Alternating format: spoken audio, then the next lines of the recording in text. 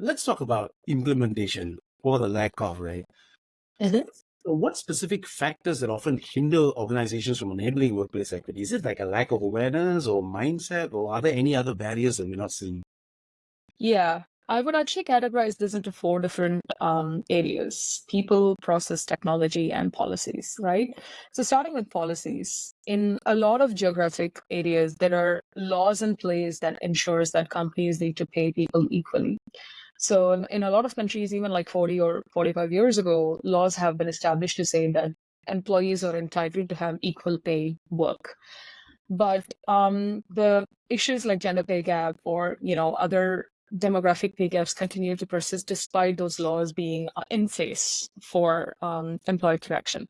But going back to your point, one of the key policies that have been driving change in Europe and also the US has been the regulation around reporting the gender pay gap statistics. Now, I think that is a really good move because that's a move towards transparency. And when, it is tied to the employer branding and also the organizational reputation, then people start to like take it a bit more seriously, as opposed to when employees tend to sue employers for, treating them differently. And then it's all in a hush hush and backdoor kind of a treatment. Then that's a completely different story, as opposed to employers being voluntarily or even like meeting the regulatory requirements that they end up, you know, retiring their gender pay gap reports as part of their sustainability reporting and whatnot, right? So from a policy lens, lack of these legislative requirements around this part of the world, I think, is probably one of the biggest reasons why, or is probably one of the biggest challenge, I would say, in terms of not systemically ensuring workplace equity. And then the second lens that if we look at this is the people side of things. The mindset is still in such a way that if people were to talk about workplace equity at an organizational level, then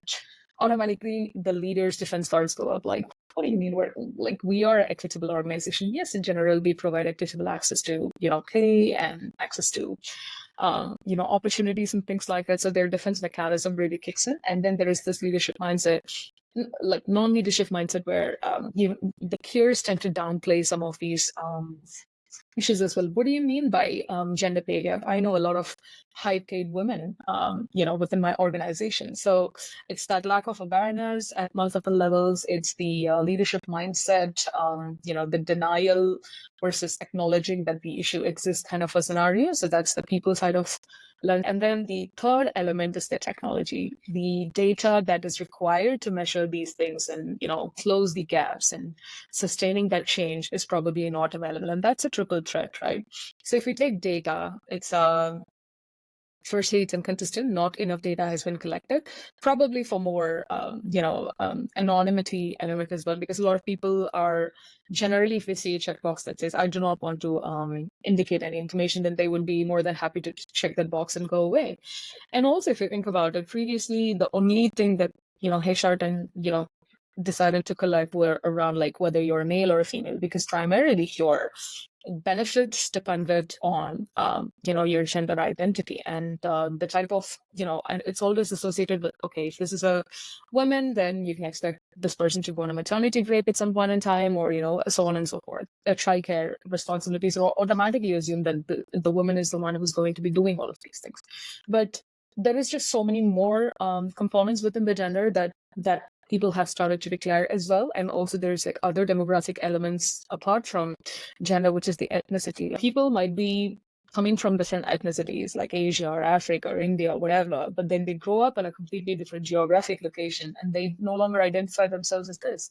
And that's true, because ethnicity is not necessarily race. So that's the huge distinction between that as well. So all of these dimensions of diversity comes into play, and not all of these data points are being collected. And then if the data exists, then it exists in multiple other systems, so it resides in probably 10 other tech stacks, right? So these systems don't necessarily talk to each other, and if HR wants to derive any policies, then there's ending up spending so much manual hours consolidating the data and reviewing this information to come up with different insights to present to the stakeholders, gain their sponsorship, and go about bringing the change that's required for their employees. So those are probably the four big areas of challenges I would kind of highlight when it comes to tackling workplace equity.